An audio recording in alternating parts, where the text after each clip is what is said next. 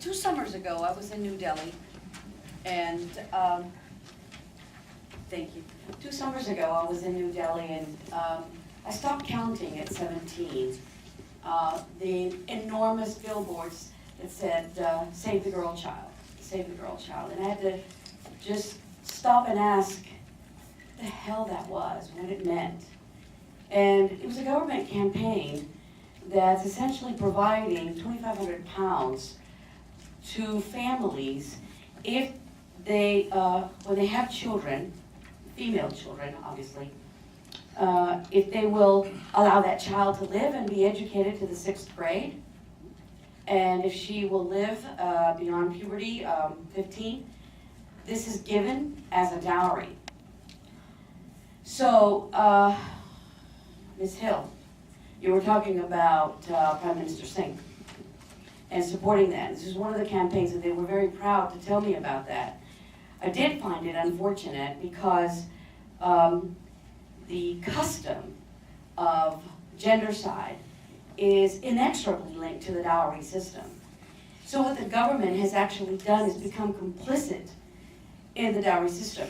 As long as we continue to treat human beings as chattel, whether these are male or female.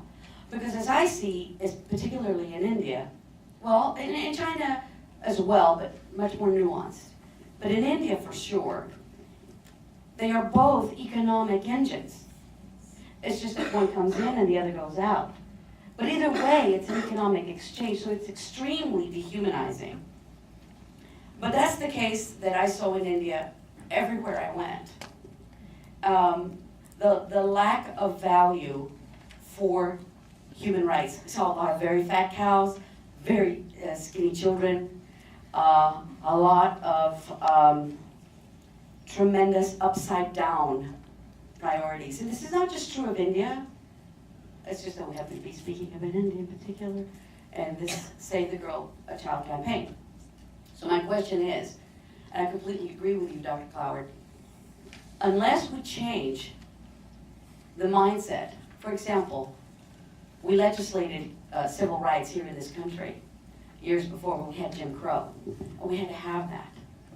So I think what I want to invite people to perhaps give ideas is that this is obviously done in waves and waves and waves. It doesn't stop. The anti-slavery movement began with the abolition and continues to this day. But how do we affect that here in the United States? Has sort of a two-pronged approach, affecting the West and then also inside of China. In terms of affecting the West, I don't know how many people here saw the photograph of Feng Jianmei, who was forcibly aborted, and they laid the body of her baby next to her in the bed. This came out in July of this year. Women's rights broke that news to the West. We've also testified twice at the European Parliament. And the European Parliament, after that photograph came out, passed a resolution condemning forced abortion in China and citing the case of Feng Jianmei.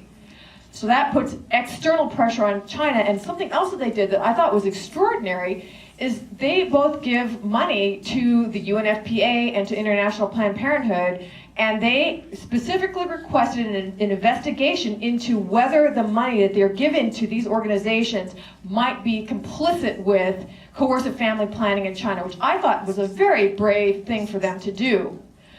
So this external awareness raising puts pressure on the Chinese Communist Party. After that happened, there were groups inside of China that came out against the one-child policy.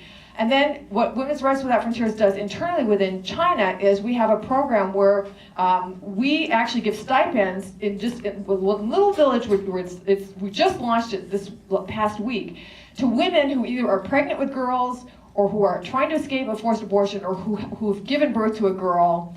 We give them a monthly stipend to keep that girl, okay? And we're already saving lives in China. There was one woman who gave birth to a girl. Her husband and her mother-in-law were pressuring her to expose the girl, just leave her out in the field to die. One of our field workers found out about it, told her, look, we'll give you money every month for a year to keep that girl. She said, I'll try. That girl is now 4 months old, and she is the joy of her entire family, including her father, including her grandmother on her father's side. And the mother said, "Thank you so much for saving my daughter's life."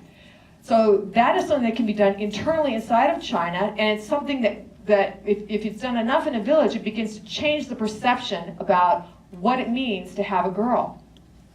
Charitable giving is certainly an important part of that story, and also, supporting the foreign aid that the United States gives to other countries, and supporting, more effective foreign aid and more foreign aid in some cases, and foreign aid targeted towards specific goals. That's also something that you as a taxpayer can do. It's your money that goes toward foreign aid, and in a lot of cases, foreign aid is supporting girls' education and health, reproductive health, and maternal health, and so that's something that you have a say over to some degree. Is to what extent the United States is going to support development efforts overseas.